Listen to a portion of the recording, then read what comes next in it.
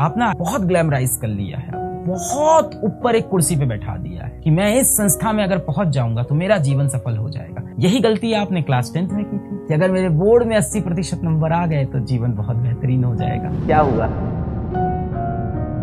मैं आपकी दिक्कत समझता हूँ बेटा, और लोग आपकी परेशानी नहीं समझते हैं और हंसते हैं कि देखो अब मोटी मोटी किताबें आ गई, अब देखो ये असली पढ़ाई है। पर आपके दिल पे क्या गुजर रही वो मैं समझ सकता हूँ। अक्सर ऐसा होता है, क्लास 10 तक किताबें बहुत पतली पतली होती हैं, सिलेबस बहुत कम होता है, अचानक बहुत बड़ा सिलेबस हो जाता है और बहुत डिटेल हो जाता है, और फिर यार उसी सिलेबस के साथ तैयारी करनी है, उसी सिलेबस के साथ आपको कोचिंग जाना है। जो दिक्कत है ना वो शायद जीवन में एक ही बार आपको ऐसी दिक्कत आएगी। हुआ क्या है, आपने अपने जीवन की एकेडमिक करियर की सबसे बड़ी छलांग मारी है। तो आपकी पढ़ाई इतनी होती थी, अचानक से इतनी हो गई, और दुनिया कर रही है साइड से खड़े होकर दुनिया हंस रही है कि करो अब मजा आएगा, अब देखो अब क्या होगा। जिस बीच आप सोच रहे थे कि इतनी मोटी मोटी किताबों में कैसे पढ़ूंगा कैसे करूंगा, तब तक आपकी कोचिंग शुरू होती है जो बोलती है अरे बस ये किताबें पढ़ोगे और ये मटेरियल लो, ये मटेरियल भी पढ़ो साथ में, बस ये मटेरियल से थोड़ी होगा, ये देखो ये डेली प्रैक्टिस प्रॉब्लम, ये शीट भी लगानी है, असाइनमेंट भी लगाना है। तुम बोलोगे बस हो गया, बोलेंगे नहीं अभी तो टेस्ट भी देना है, हर 15 दिन में एक टेस्ट होगा। आप बोलोगे अच्छा तो इस किताबों की सिवा ये सब भी पढ़ना था। हाँ और क्या।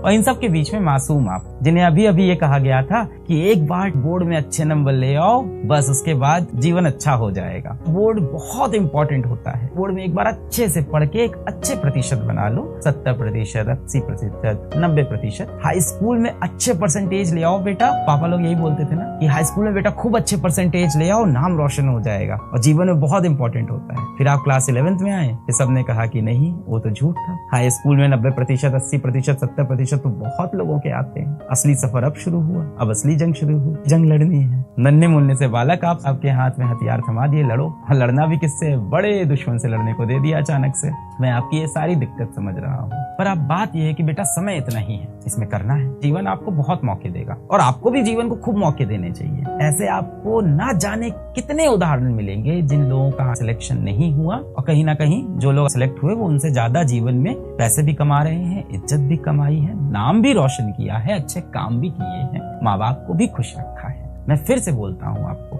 IIT भी अपने आप में कोई मंजिल नहीं, IIT भी एक रास्ता है। आप ना IIT को बहुत ग्लैमराइज कर लिया है, आपने IIT को बहुत ऊपर एक कुर्सी पे बैठा दिया है कि मैं इस संस्था में अगर पहुंच जाऊंगा तो मेरा जीवन सफल हो जाएगा। यही गलती आपने क्लास 10th में की थी कि अगर मेरे बोर्ड में 80% नंबर आ गए तो जीवन बहुत बेहतरीन हो जाएगा। क्या हुआ? जीवन ने क्या कहा आपसे? एक और चैलेंज है सामने, अब IIT निकालो। अब आप IIT निकाल लोगे, जीवन आपके सामने कोई और चैलेंज फेंक देगा। तो IIT जो है वो भी कोई मंजिल नहीं है, IIT भी एक सफर है। अल्टीमेटली हम सब क्या करना चाहते हैं, हम सब क्या कर रहे हैं और हम सब क्या करना चाहते हैं, इसी के बीच में छुपा एक अच्छे इंसान बनने का फॉर्मूला। आज आप क्या कर रहे हैं, कहीं ना कहीं आपके अंदर आलस है, जो कर्तव्य आपका है इतनी पढ़ाई करनी वो आप नहीं कर पा रहे हैं, कहीं ना कहीं आप गुमराह हो जाते हैं, कहीं ना कहीं आप डिस्ट्रैक्ट हो जाते हैं, कहीं ना कहीं आप जीवन के अलग अलग चीजों में व्यस्त हो जाते हैं और अपने लक्ष्य से भटक जाते हैं। पर आप क्या करना चाहते हैं, खुद से पूछो।